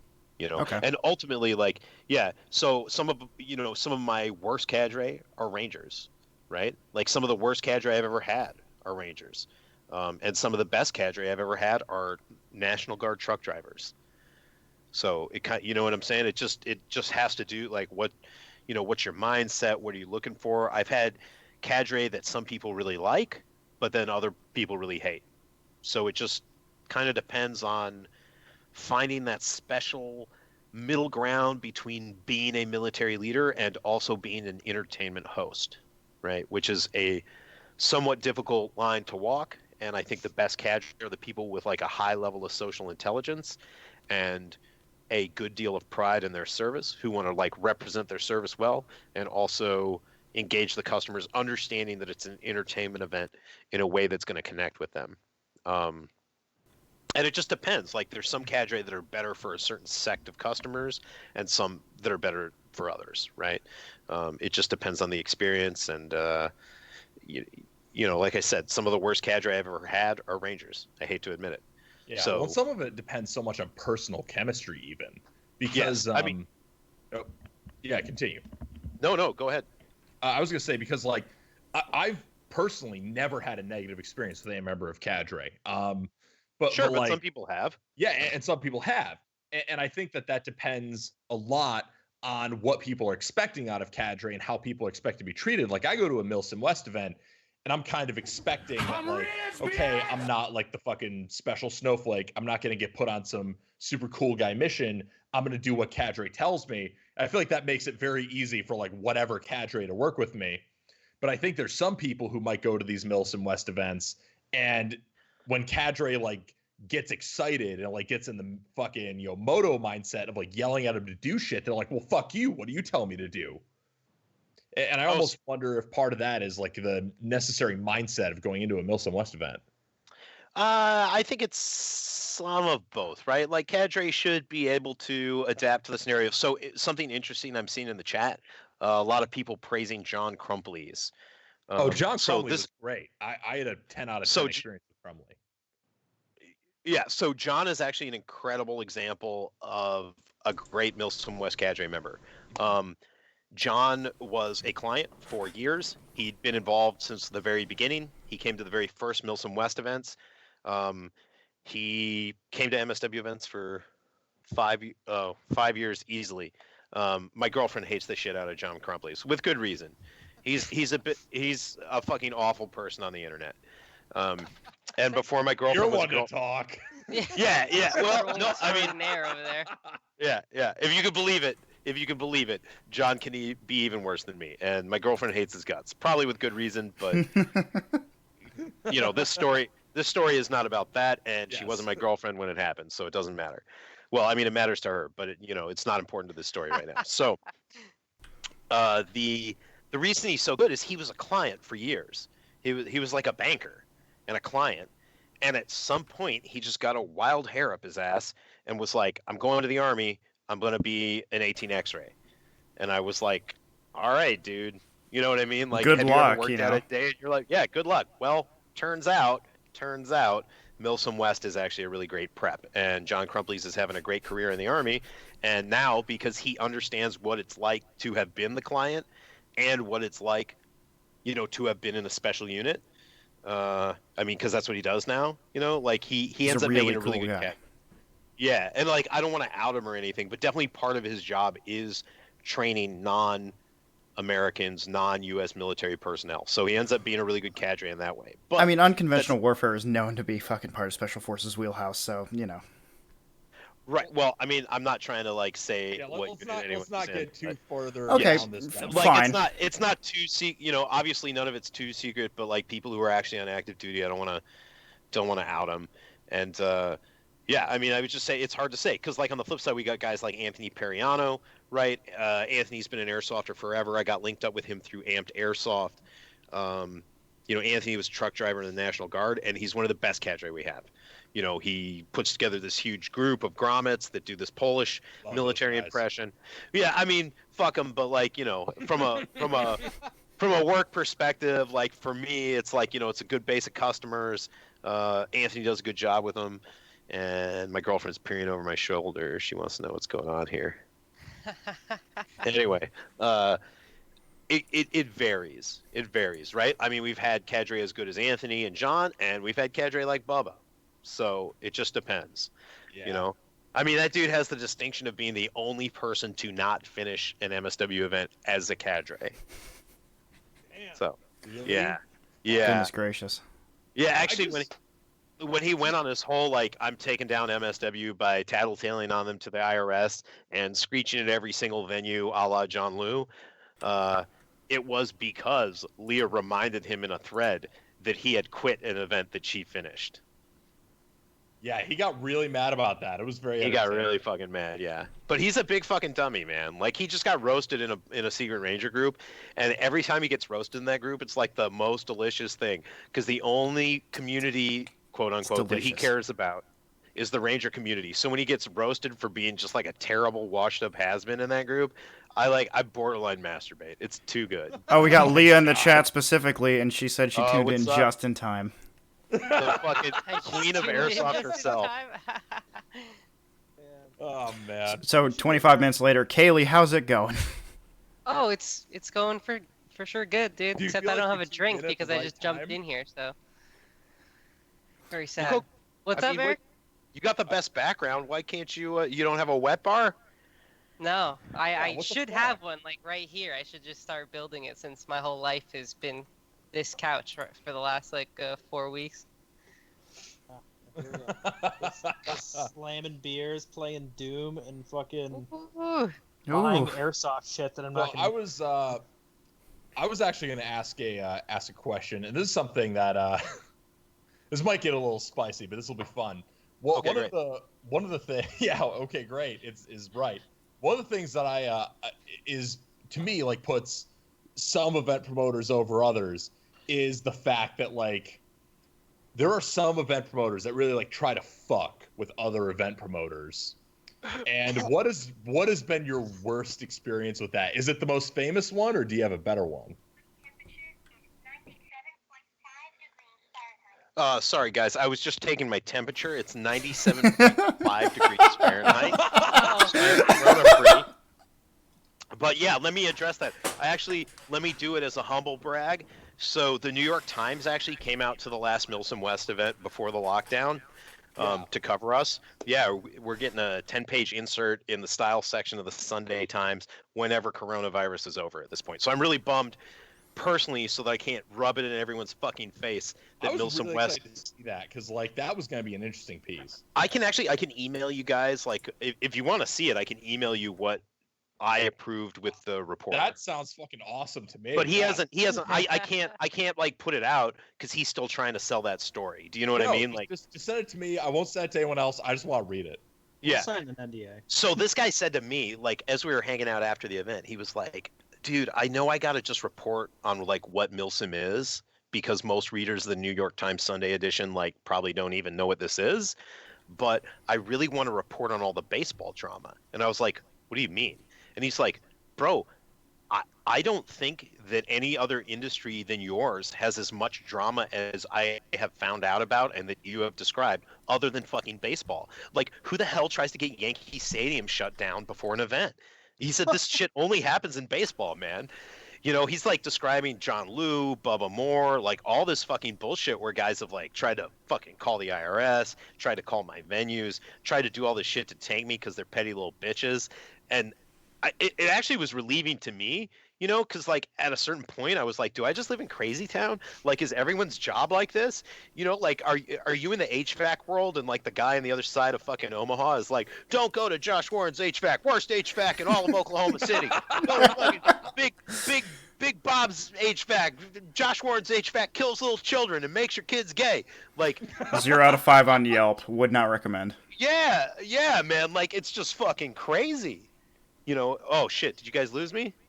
No, we got you. Yeah, Okay. We're just listening. Very interesting. Yeah, no, I Attentively, mean, yeah. so the interesting thing that I got from him was just like, holy shit, bro, like you realize that not many industries, like, you know, there's like multi-million-dollar industries out there where like Exxon is not trying to fuck British Petroleum this hard. You know, like what business are you in? And it was kind of a wake-up call for me because I was like, Jesus Christ. You know, and it's kind of true. Like, there's so much natural animosity between the scenes. You know, there's very few promoters that have even had like friendly conversations with me. So, you know, hey, Leah, I've only had like 2.5 whiskeys. Yeah, Leah's in the chat talking about me. I've had a lot so more. jealous of whiskey these than whiskeys. Josh at this I've been drinking a little bit. I'm not gonna lie. Yeah, I'm a little drunk. That's great. Thank you, my I white wish I light, could for get blushing drunk, out. But my tolerance is so fucking high now. This is Oh not yeah, fair. whatever, Corey. Shut the Yeah, fuck up, Corey. I mean, as to the you, drama man. question, I think Yeah. because a lot of people do airsoft for pride and not for money, you know, there's like a lot more drama involved in it for me. Like, I love the drama. That's like part and part. That's in my wheelhouse for marketing. But as far as like the behind the scenes shit, you know, I mean, John probably takes the cake. Him crushing his own venue just to spite me is like, fuck. That was actually the moment that made me stop going to Lion Claws games, because I originally was like kind of on board with Lion Claws, and then that happened. I'm like, I can't abide this. Well, I mean, Yeah, for me, it was the constant sexual harassment, but that's, Yeah, true. Yeah, that's up there. I mean, the Bubba Moore shit, like he called Camp Shelby like literally the morning of an event I did. That was DFE, wasn't it? Because I remember we all had to do extra paperwork. Yeah, we yeah, it was like they basically ran up and like double checked all their shit, but he's obviously worked on a National Guard base, and I think he knew how to rattle the cages of everyone in the chain of command, and he definitely did it, and it still didn't fucking work. But that was pretty wild. My dad was actually working that game, and he was up on the whole situation. He was just mind blown. And for me, it's especially bizarre because it's like, that motherfucker talks all this shit about the Ranger Regiment and his identity as a Ranger and all this fucking bullshit. And like ultimately, it doesn't mean a fucking thing to him, right? Because if another Ranger does something he doesn't like, he'll do anything to fuck that guy over. So, I mean, this is also part of the reason that I have this sort of like take it or leave it attitude with the veteran quote unquote community, because I mean, obviously when I was in regiment I was a true believer. Like we said the creed, I really believed it, every word of it, and to some degree I still believe in that ideal. I still try and hold myself to that standard. And so I've definitely worked with, I mean, not just him, but at least two other guys who were Rangers who it was like, where in the creed does it say you're going to steal my shit, threaten to fight other people, try and fuck me? Like it doesn't say any of that shit. So yeah, man, it's hard to say, but John's definitely up there. John's definitely way, way up there. Yeah. But I mean, nobody's really tried that in a while, man. It's like, of the other promotions out there, like the guys from Third Coast are way too classy to do that. The guys from American Milsim are way too classy to do shit like that. None of those people would ever try and fuck with me like that. And I think at this point, John and Bubba have both probably just given up on it. And yeah, well, I have to say, on a personal level, my interactions with the Third Coast and AMS guys have been a lot better than my interactions with any of the Lion Claws and Centurion guys. So maybe that's coloring my perception, but I'm inclined to agree with you. Centurion seems otherwise good to me, except for the fact that Bubba Moore and Javier Franco work there. And then, like, other than that, it seems like a winning crew. But I bet you... I like... That's the hard part I run into, is I fucking like Javier. I actually get along with him really well. Oh, dude, I can't fucking stand that guy. I've known him for so long, man. And he's such a, like... He's just such a useless blowhard, man. No, I know. I mean, I feel bad for him in some ways, but in other ways, I just, like, it's just too much, man. Like, he's got all these fucking opinions, and they're all worthless because he doesn't follow it up with any action. And it doesn't seem like he's really capable of following it up, so it's like, whatever. But... yeah, well, spouting dumb opinions on the internet is definitely my forte. So maybe that's why I get along with him so well. and mine as well, man. It's just like I've known Javier for so long, and it's like he's been my enemy, he's been my friend, he's been my oh nice. Kaylee's really going for it. Yes. I mean, I have to catch up, so Oh yeah. Fucking send it. You gotta do what you gotta do. So just hit the bottle, right? Oh yeah, man. I mean. I'm not even that stoned. Like, I probably have not smoked marijuana in 3 hours. So I'm probably... So many hours have passed. Wow. God, Yeah, stop giving I think- Bubba ammunition. Now he's going to start calling you a pothead. I mean, people have been saying that shit about me for years, man. Like, I do smoke pot. What's your point? I mean, I have sex videos of Bubba Moore. Like, back when he worked for me, he used to just send me these unsolicited videos of, like, someone's ass and his dick going in and out of it. Oh, no. I know, dude. It's so crazy. I feel like he's trying to convince everyone that he's straight or something. Yeah, Oh. like, what are you doing? Why are you thinking of me when you're sending me fucking shit like that? Like, Yeah. if some old, dirty, crusty bastard sends me all these memes about women and their tits out, I'm like, why do you think of me when you see this shit? Like, fuck off, dude. Oh. It's fucking mind blowing. Is this the Why is it always spiciest veterans? podcast yet? I think it might be. This is the best podcast I've hosted so far, Josh. You're my favorite guest. Cam's on here. He says, "What am I supposed to even do at Milsim if I can't salute the flag that I faked my death for?" Well, I recommend that Cameron just join the 22 Milsim veterans a day who kill themselves. Oh my God. I like it. Oh That's God. actually okay. Wait, so let me riff on that for a second. That's actually one of my favorite things that people like do this like, well, 22 veterans a day are killing themselves, and it's like saying women are making 73 cents on the dollar, right? Like if you fucking break it down, yes, 22 veterans are killing themselves, but you know what the number one demographic for suicide is? Transgender people. No, that's fucked up, man. Come on. I It's would have said LGBT, but Is it no, airsofters? it is white guys between 55 and 65. damn. All that So makes actually, getting to them. it's actually like so whenever people who are So like it's really the read highest out. concentration of veterans too. Yeah, but see, think about it. Guys 55 to 65, did they fight in Iraq and Afghanistan? No, not unless they were a fought- general. They Or... probably fought in fucking Vietnam or the Gulf War. No, No, not even No, because that's too young. not even. Yep. Who? See, Oh. Yeah, Ian's that's got still it. too Yep. young. All right, my math Yep. is all fucked up. See, Unless they blame were the like a thing. 38-year-old crusty fucking E7 in Gulf War One, they're too young.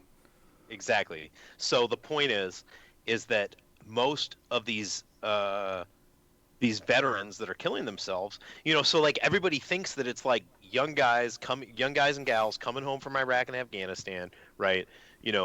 Like looking at themselves in the mirror, sticking the shotgun in their mouth. But it's not. It's actually old guys who are killing themselves for other reasons because they're not able to work any longer in a really aggressive economy or, what have you. Do you get what I'm saying?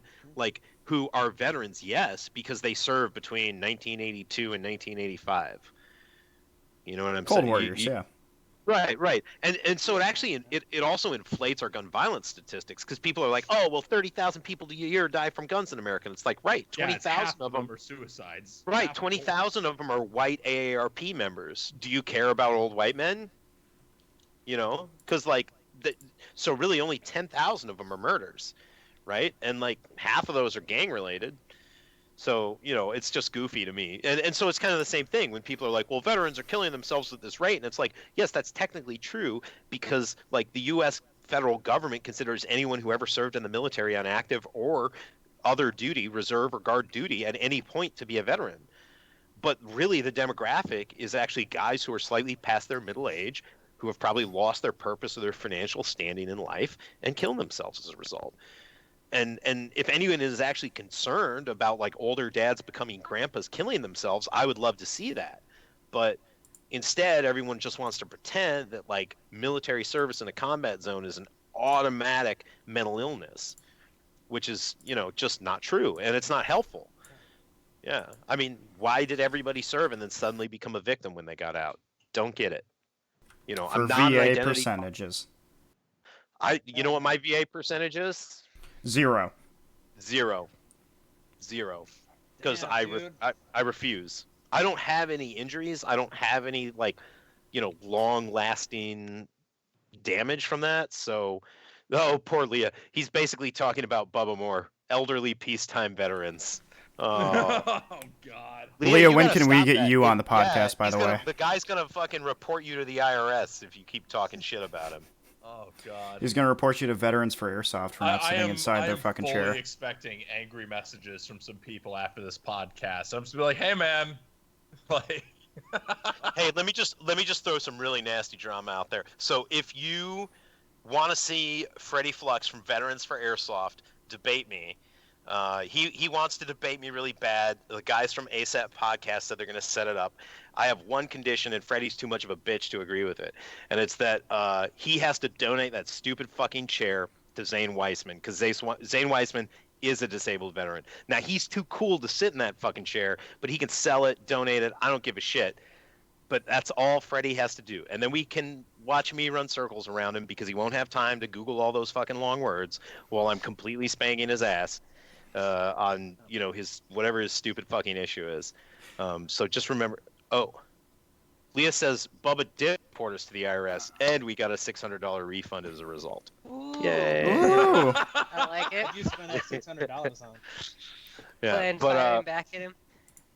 yeah, I mean, if you're listening and you're a Freddie Flux Sympathy for Veterans Airsoft Crybaby Charity Foundation, encourage him to get rid of his stupid fucking chair that he can't use, that he can't get anyone to sit in, and maybe we can have a discussion. But he won't do that. Whew. By the way, Man. shout out to the ASAP podcast guys. Those guys are really cool. I don't think they're as cool as you guys, Ooh, to be you honest. Punk. Oh, Because- I like those guys though. You guys aren't scrubby enough to even talk to Freddie, though. I mean, Oh, that I don't that know. brings Freddie's joy to my never heart, tried to 'cause this strike is my up baby. A conversation with me, and I've never tried to strike up a conversation with him. So hey, Yeah, well, I mean, you don't have anything that he needs for his valuable foundation. that's fair. That's fair. So Eric, Unless he needs a bunch of fucking non-functional alcoholics to help promote him. I mean, I'd love to see, like, Alcoholics Anonymous for Airsoft. I'm not even lying. I would 95% of it would, 95% of it would make up our like that would all be our group, just all there. Oh, It'd you be guys fucking gotta awesome. have, you guys should have Leah on next week. That'd be awesome. We got Yeah, well, Leah's fucking great. I think my favorite time we had Jet and Leah on was when we read the fan fiction that someone wrote about being adopted by Jet. Oh no. Oh yeah. Oh, that was the fucking best. That was peak Gun Jesus Gamers. Christ. Gun Gamers could have ended there, and like nothing of value would have been lost. Eric, you adopted me. I'm your dog. I'm your pet. Yeah, I'm a dog owner, Josh. How does that make you feel? Yeah. I mean, listen, man, like, I Is it would against never your shame religion? anyone for their sexuality. No. Like, I don't think I have to spell it out, guys. Like, we all see how affectionate dog owners are with their dogs in public. If you're acting like Eric isn't stuffing his dick into his dog, then you're just not seeing the whole Yeah. picture here. Yeah, and my dog is Cory. I do Yeah. love my bunny. I'm Kaylee, stop. Kaylee, stop. We have to portray that you're a lesbian here. Goodness gracious. What does a bunny have to do with that? I mean, dude, they- I don't want to know. I don't want to know how much further this rabbit hole goes. It's, You know- any other... Speaking of rabbit Interestingly holes, enough, the name Warren actually means rabbit hole. does Oh. it? My cousin used to raise rabbits for fucking food. Wow. I once, Rabbit when I hole. was married, when I was enlisted in the military, had 3 cats, a dog, and a rabbit. Jesus Christ. Yeah, and the rabbit used to chew through all my internet cables. Fuck. Oh Jesus. That's what it does. Yeah, it That's was. why I have them around to shorten all my cables and, you know. do Wait, that so stuff your inside of rabbit, your rabbit chews through cables? all the time. I've probably gone through maybe I don't know, 100 phone cords to charge my phone. Because of your rabbit. I heard it's because Yeah. they like the electric shock. I mean, it's possible. I think there could be a texture thing too. Because my rabbit will. I mean, maybe he's just you guys used to the talk about fact that he rabbits, I'm thinks gonna that get there's more going to be an alcohol. electric shock, but he does chew cables that are not plugged in as well. He'll just chew any cable that's around. So Well, there's so many times that we've been playing video games. know And I just why hear they Bailey, do it? Bailey, no, Bailey, stop that. yeah. Well, Bailey will knock out the internet. He's chewed It's happened, through the like whatever the wireless The router cable. the router. Yeah, he's chewed through like the power cable a couple times. He's also chewed through the actual internet cable because my big PC is hooked up with a a landline, so get all that sweet FPS, dog. I'm drinking tequila now. This is where we're at. So, But, do you know why rabbits yeah, will chew sucks. wire? No, Why is what? that, Corey? Do you want to know why rabbits will chew wires? Yes, plus. Okay, so a lot of members of Rodentia and Lagomorpha, which is the rodents, and rabbits, their teeth continuously grow. Bored. Fuck you, Eric! This is the only thing I'm an Well, expert at. This is true because you have to continuously grow, constantly so they you have to constantly give them chew toys. shave down their teeth. Okay. Yeah. Well, we will. Otherwise, Yeah. their fucking teeth will grow through their skulls. Do you want to get Yeah, on? it'll grow You through want the another bottom follow? of their jaw if you Sure. don't give them chew So toys like and a stuff in celery order to banana? wear down the teeth. Yeah. You Okay. gotta- I'm glad that this is our most viewed podcast, and it's also Yes. our best podcast ever. And it's just getting to the topic of rabbits so far. This is like the Sturgill Simpson Joe Rogan podcast. It's fucking off the walls. So, I mean, I actually feel like this is better than the Joe Rogan used to be cool, but like now it's like he's got too many nuanced opinions about other people's sexualities and identities, and he Yeah, thinks he's more famous than he really is. yeah. He doesn't let his people talk. It's like there's two kinds of Joe Rogan podcasts, right? There's one where there's someone who's really a strong personality and they just kind of talk the whole time, Yeah, and I like those. But then there's yeah, some where it's like there's someone who has info but not a strong personality, and it's just kind of like Joe Rogan's opinion. And I really like Joe Rogan. Like as an yeah. entertainer, as Me a too. sports announcer, I like news radio. I've always enjoyed Joe Rogan, but like an intellectual powerhouse, he is not. No, He's Yeah. not a There's- dumb guy. he's a fucking meathead fighter, and that's He great. knows a lot about he's his a great niche, hunter. but outside of that, yeah. he doesn't know a lot. Well, He's a great hunter and a great archer and a great conservationist, and that's what I feel like he's really smart with conservation and shit. But like, man, farther than that and fighting, I don't know what else he really brings to the table.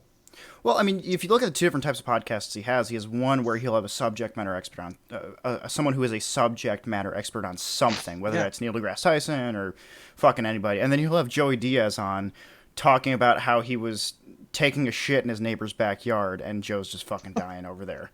Yeah. Like, What? what? What do you mean taking a shit in the backyard? Well, if you haven't heard Joey Diaz's story about shitting in his backyard, Just go then listen to that podcast if you want It's to hear it. fucking No, but hilarious. see, here's the deal: is like I don't fucking care about listening to famous people talk to their friends on a podcast. I'm Yeah. too vain. It's like the same reason I don't like sports. Let's not even get into why I think that sports fans are just covering up their deviant sexualities. Like it's come on. It's like a bunch of guys watching dudes wrestle each other talking about their fucking lateral mass. Like, get the fuck Ooh. out of here. You ever listen to dads of a high school wrestling team at a bar Fuck, talking dude. about their sons? It's like the Yeah, gayest thing ever. It's like, well, Tyler, he's just 185 pounds of lean, soaking muscle mass, and when he gets a hold of a guy, he just pit. And I'm just sitting there thinking, like, yeah, are you guys all about to blow each other? Or, like, is this? I don't. Come on, yeah, man. brother. I was actually a state qualifier wrestler in New York State, and I don't fucking watch wrestling. Fuck that. No, I was a great football player. Love football. Fuck watching it. Dude, Like, I just played no. football in high school, and watching football just makes me want to fucking die. Eric and Yeah, I I were was, both huge meathead football players, and we fucking hate it. Yeah, I was a hockey goalie all through middle school and high school, and you know who my favorite hockey player is? Is it someone from the Mighty Ducks Josh by Warren. chance? Josh Warren. It's my favorite. Oh, okay. I don't.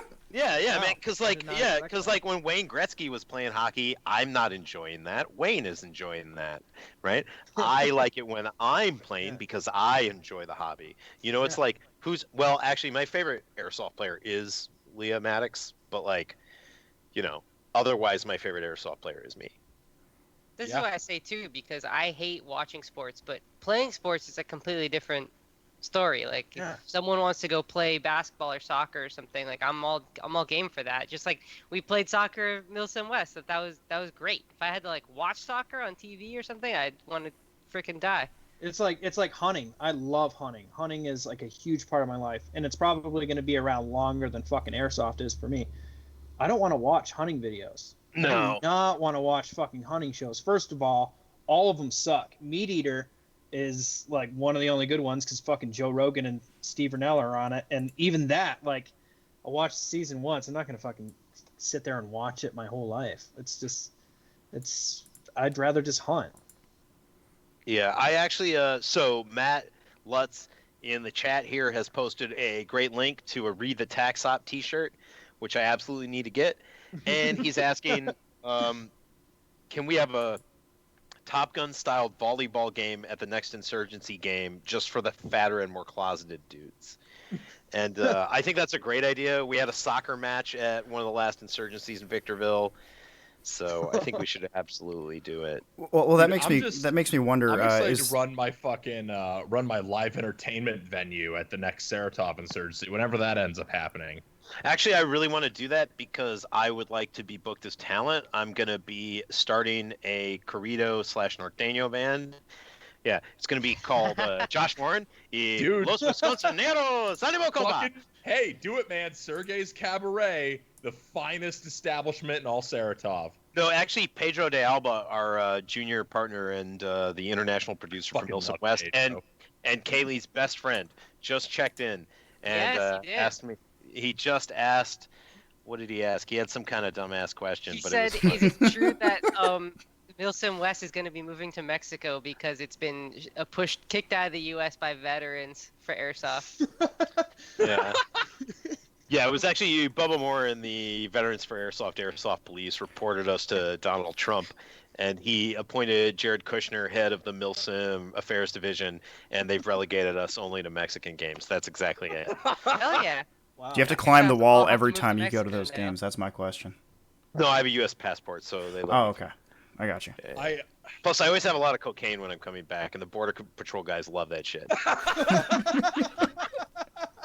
So, Josh, is it true that the gay bar is it true that the gay bar that was at the Insurgency event that Les was telling me about is going to be a permanent yeah. fixture at every MSW event in the future?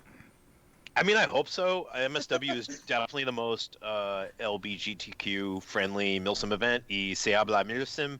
So, like, you know, I've joked many times actually that we should put a rainbow flag on our posters and the words se habla Milsim, just to like That's what let I was people. saying. Yeah, because it'll make like really stupid idiot motherfuckers like super offended, you know, because the fact that like anybody who has a different identity or sexuality than them is just like offensive, and the fact that like people would share their same values but speak another language is just completely reprehensible to them as well. I don't understand why so many conservacucks like hate on Latin Americans. It's like they're basically you. They want women to shut up and stay in the kitchen.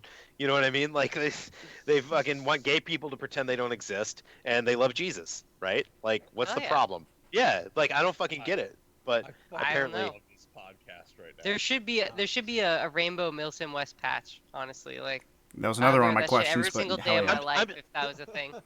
I'm still thinking about adding it just because I definitely have noticed that as far as like the non-traditional sexual identity community goes, we certainly have a lot of customers, both at Milsom West and DFE. And I think it's maybe just because like we don't try and wrap it up in a bunch of other shit and people feel more comfortable like letting their freak flag fly, so to speak. So Yeah. if that's just, you know, if you're just somebody who's different than the norm every day, it's like a little easier to be around people who are also acting out of their normal identities. But I really couldn't say because like I'm I gotta be like one of the most rigid. I mean, as I said, if you're a man and you enjoy hand jobs, blow jobs, or butt sex, you're probably gay. So that gives you an idea of like, right? The best podcast we've ever hosted. I mean, like I am the least fun guy at the orgy. It's like, nah, that's gay. There's a dick in there. You're over It's a there. vagina, but Yeah, there was like- a dick in there. I have a really rigid description of manhood to the point of kinkiness. So for Ew. me, it's like, you know, I feel more comfortable at Milsom West where I can just say what I want about hand jobs and blow jobs and how they make you gay. You know? Exactly. So- Dog owners Or dog sports owners, fans. sports I fans. do think it's funny how so many airsofters I know, especially locally, like a lot of the Western New York community falls into this, are like such fucking, as you put it, rigid conservacucks, and they get so fucking triggered by like any alternative fucking political or sexual leaning, and it just makes me just their tears are delicious. Well, look at the channel. Like the most viewed shit that we have is of Amy, and I'm pretty sure that we were the first fucking channel to have a transgender person on it as a main fixture. Yeah, and look And at how the- much shit we caught because so many airsofters. Oh, get so the fucking mad about fury. that The bullshit. fury and anger. It's delicious. It's got a great texture to it. It's sweet like nectar. Oh, it's so good. It's so fucking funny to me. It's like, motherfucker, you play airsoft. Your opinion doesn't count. Yeah, man. I mean, there's no place for. Like, obviously, I've already expressed a lot of political opinions tonight, but if you think that my opinion on slavery and the Civil War is political, it's because you're a fucking loser. Yeah. But I mean, ultimately, it's like there's just no place for that in airsoft, man. You know, that's actually part of why I don't do like a patriotic ceremony. The most flag waving I think we've ever had at a game is at the end of the MSW Mexico games, and it's like they wave the Mexican flag and the American flag and sing Cielito Lindo, which is like a traditional song that you usually hear sung at soccer matches when the home team's winning. So Ah, it's not yes. even, yeah, you get what I mean? It's like they're not actually like singing the Mexican national anthem. They're singing Yeah. the beautiful sky song or the cute sky song that everybody sings when Team Mexico's winning in the World Cup. Like they have a specific, it's the same thing in Chile. They have like a chant for when the Chilean team is winning. And at the end of the game after the AR, when I like stumbled my way in Spanish through like, thank you all for coming. I appreciate your comments. Pedro will tell me what they were later. You know, they all like did it's cool too. Like they everybody knew the chant, man. And my guy Yolo, or not Yolo, I'm confusing Yolo with Nolo. It's like two different Spanish speaking guys I know with the similar names. But my dude Nolo from Chile like led them in the like Viva Chile soccer stadium chant, and everybody felt it. And it was so funny because afterwards he was like, man, this is my first time doing that, and everybody called back, and it's so cool. And like that kind of display of national pride in a sporting way is cool, but it's weird in America that we don't have like a distinction between our regular patriotic ceremony and like what's appropriate at a sporting event, if that makes sense. Like Yeah. all the time when Europeans and other countries are like Americans, they're so violent. It's like, dog, have you ever been to one of your soccer matches? You know, you don't see NFL fans in the parking lot burning effigies of Peyton Manning trying to fight Green Bay Packer fans, right? Yeah. Right. Like no one is like impaling a pretend Aaron Rodgers effigy while like trying to stab someone with a broken beer bottle in the parking lot in Green Bay, Wisconsin, So right? you Like, hope. well, but like honestly, like you don't hear about widespread violent riots at American football games, correct? But like if you go to a foreign football game, it's like it's not just good enough for the other team to lose.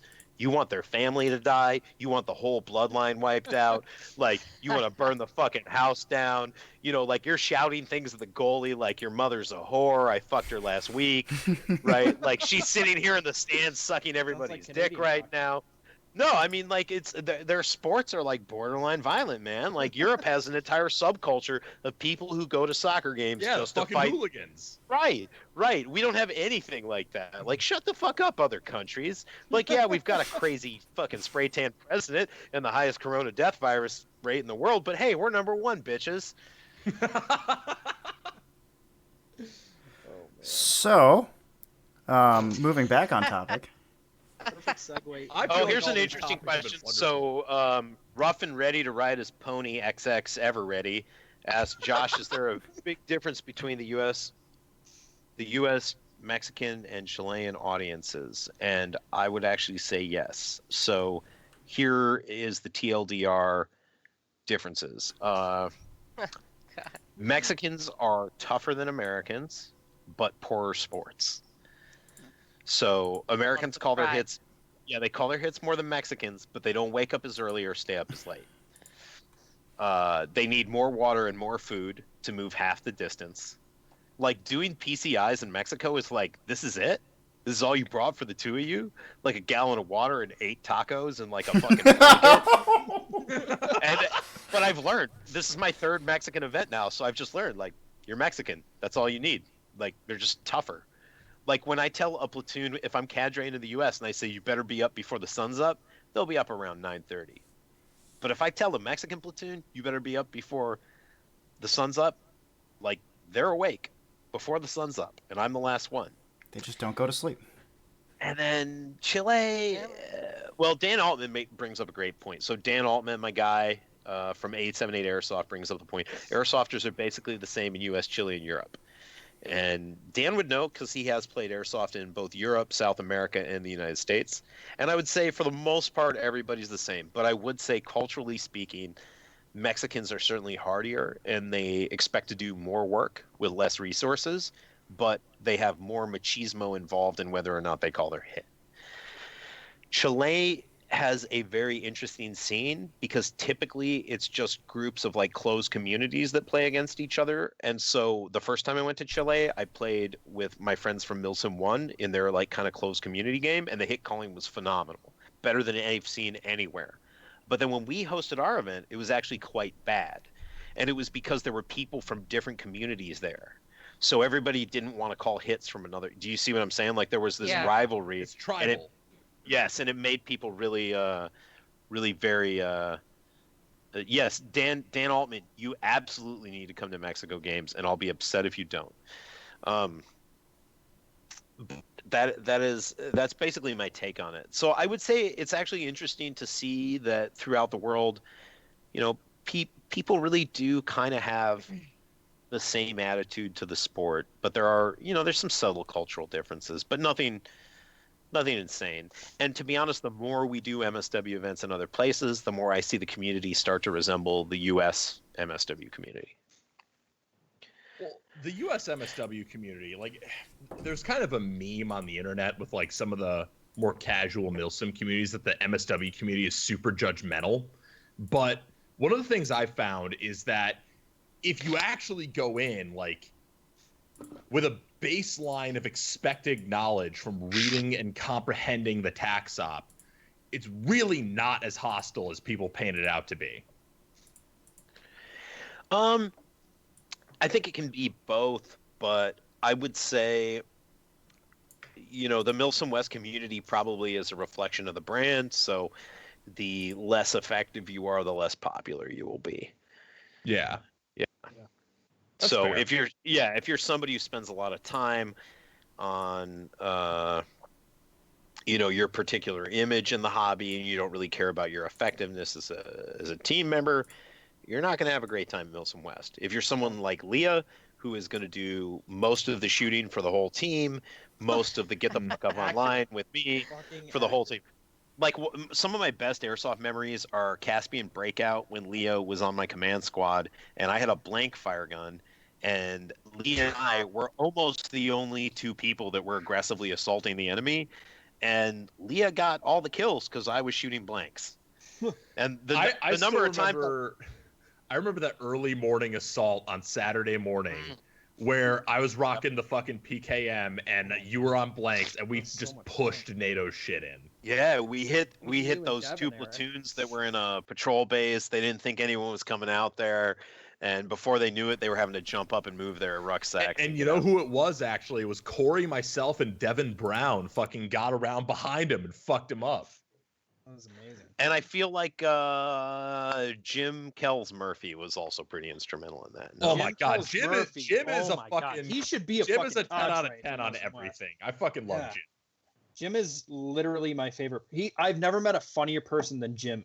He's the funniest motherfucker in the world. Hey, actually, R. Kelly X Ever Ready X has a good point. He said he thinks that I think it has gotten more friendly as the events have gotten more popular in reference to the MSW community, and I think that's really true. I think it's true too. I think once people stopped treating it as like their clicky thing and started treating it more as let's get people up to speed, I think the MSW community got like a lot more welcoming. Yeah, that's like the whole purpose of Task Force Keg is really to get people into impressions, but also have them realize that, look, like, we're gonna play our asses off, but it's not about any of the Milsom West drama or anything. It's all about, we're gonna have a good time together, we're gonna make memories together, and we are also going to try and do the best that we can absolutely do at these events, because that's how you have the most fun. Is if you work hard and you still fail, then you're still gonna have a great fucking time. Mm-hmm. So yeah, some of the best We're times really I've excited had about that. are being on the losing team at a Milsom West. oh yeah, Dude, same. Because it's Fucking like the Saratov 3, we got our shit pushed in, and I had an amazing time. Shally Sweep was the last game that I had that happen to me, and like, there's nothing better than dying and being overrun once you've emptied all your magazines. yeah, Yep. And Oh, you're you just get to fucking watch at that point. great feeling. It's like you're completely dry. You're like, I did everything that I could have possibly done, and I'm just gonna watch it happen now. So yeah, that's kind of my take on that. So hey guys, I got about like 15 more minutes before my girlfriend's gonna break up with me if we don't go together. I would say this is actually probably a good fucking a good endpoint, unless anyone has any pressing questions, because like Yeah, we've been we've talking been for 2 almost 2 hours? hours now. Yeah, Oh, let yeah. me just throw a few things out there. If you like Veterans for Airsoft, you're a bitch. If you're Bubba Moore, John Liu, or basically anyone who's ever tried to fuck me, you're also a bitch. Especially if you're Bubba Moore, because you're scared of Leah on the internet, you fucking bitch. And what else have I got? Oh, you think veterans for airsoft is cool? It's because you're stupid. If you're Josh McNeil from Milwaukee Custom Kydex, and you're fucking super mad at me because you don't appreciate my opinion about Veterans Affairs, and you understand it because everybody in your family was in the military, but you're a bitch and you didn't do it. Also, fuck you. You're a goddamn pussy. Come to Racine, Wisconsin, and see how we run these hands. It's not that far. You're in Milwaukee. I'm in Racine. It's like Milwaukee. It's just way more hood. Come on down. See what happens. It's 45 minutes away. You're a bitch. I hate you. I basically hate everybody. Jesus Christ. So Except Josh, for do you have myself. any more Some bridges to burn questions in the for us? chat. Yeah. Do you have anyone else who would like to give me angry messages after this is over? Yeah, let's see. People Who I else? previously was Someone friends asked why you call it Milsom West. I mean, that's actually a good question. You know, that is the name that we came up with when we started it. When we were based only in Washington State and eventually in California, but now we call it Milsom West because it applies to the entire Western Hemisphere. It applies to Mexico. It applies to South America. So essentially, we only have games in the Western Hemisphere. And I'm not trying to get too political, but the war between the Eastern and Western Hemispheres is coming. And we definitely need all our Central and South American friends on our side because they love Jesus. And so do we, except for me because I'm Jewish, but whatever. I'm the team for the big win. I'm on the team for the big win here. And so we're going to need everybody from all the Americas to kick the shit out of Europe, Africa, and Asia. Because, you know, let's be frank, they don't deserve to win. They don't deserve to win. Big sorry to Japan and Australia. You guys were awesome, but the real MVP is going to end up being Mexico. We're going to let Mexico invade Europe and take it all for themselves, and I can't wait. Okay. Well, I can't think of a better way to step off. As good a place to Yeah, end as is that the end? There are more questions. but There are more they're- questions, but I think Josh is just gonna continue to shit on yeah, Josh we McNeil can from let Milson Josh or go and we can Milwaukee. continue to answer questions. I'm gonna promote more inter hemispherical strife, and so we don't want that. It works out poorly for Asia, Africa, and Europe. So Anyway, guys, that's Gun Gamers Podcast episode 12 with the always wonderful Josh Warren. We'll make sure to have him on again so he can burn even more bridges for us. Absolutely. So, Josh, it's been great having you on. Thanks, man. thanks a lot, guys. It's been really fun. This is fucking Definitely, great. you guys should have Leah as soon as you can, and you know, you should have my guy Pedro de Alba on here. That would be a lot of fun. I fucking love We Pedro. should- Like, we that's really should totally have unrelated to Pedro. anything. I love Pedro. I Yeah, really wanna have Pedro doesn't. He's stuck in fucking El Salvador, riding it out in literally the worst place he could possibly be. So damn, he's not in yeah, Washington. man. No. He got dispatched for a foreign mission right before the virus hit. So Oh, dear. yeah, so my dude could definitely use. And to be honest, he's a great representative of the brand. So I'd love to have him on. I fucking love Pedro. He's amazing. He is amazing. All right. He's all right, guys. Thanks a lot. Oh, Awesome. sorry. I was going to let you keep going. But anyway, not Milson West. Fuck. Gun Gamers Podcast. It is turning into a Milson West podcast. But Gun Gamers Podcast We had episode to 12. suspend the Milson West drinking game for this podcast. Oh, we would have died. I'm Gun Gamers actually out of Podcast whiskey episode and 12. still sober enough to go do drugs right now. Oh hell yeah, dog. Hell yeah, bruh. And Big by doinks drugs, I and just Amish. mean marijuana, kids. Don't do opiates. Don't do painkillers. Stay away from the cocaine. Wacky tobacco, Yeah, that's just- where it's at. Yeah. Just smoke Okay, weed, so do mushrooms every now heroin, and then. Yeah. Meth, those are good. Alright, No. cool. No. So, All right. on that note, that's it, everybody. Y'all have a good one tonight. All right. Peace. Take Hell yeah. Gun Gamers Peace out. Podcast, Later, folks. episode 12.